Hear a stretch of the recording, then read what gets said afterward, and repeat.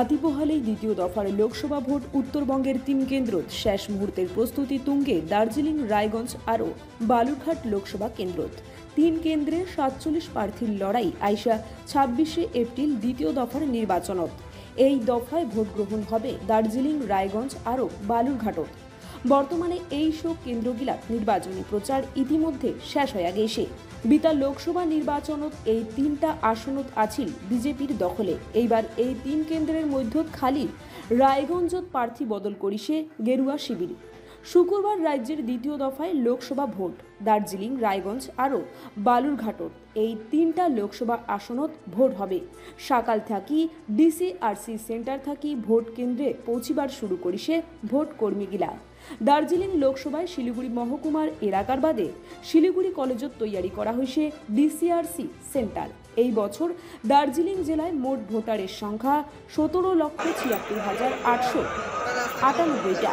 ইয়ারের মধ্যে বেটা ছোঁয়ার ভোটারের সংখ্যা আছে 8,95,287 আর বেটি ছোঁয়া ভোটারের সংখ্যা আছে 8,81,610 জন। দার্জিলিং জেলায় মোট 1,999টা বুথত ভোট গ্রহণ হবে। তার মধ্যে 58টা বুথত বেটি ছোঁয়া কর্মীর দ্বারা পরিচালিত হবে। ভোট গ্রহণ শুরু হবে সকাল 7টা থাকি আরও চলিবে সন্ধ্যা 6টা পর্যন্ত। প্রতিটা বুথত থাকিবে কেন্দ্রীয় বাহিনী আর তারে নগদ থাকেছে সিসিটিভির ক্যামেরার কড়া নজরদারি। অসুবিধা হচ্ছে, বেশ অসুবিধা, প্রচণ্ড গরম। এর মধ্যে সে ভিড়ের মধ্যে কাজ করা। এখন কি রওনা হয়ে যাবেন গন্তব্যস্থলে? যাবো। আচ্ছা, ব্যস্ততা তুঙ্গে। আচ্ছা, আপনার নামটা বলবেন? নাম হচ্ছে সুদীপ্ত ঘোষ। এটা তো জেনারেল ইলেকশনে এইটুকু তো সহ্য করতেই হবে, কারণ এগুলো তো সারা বছর আসে না।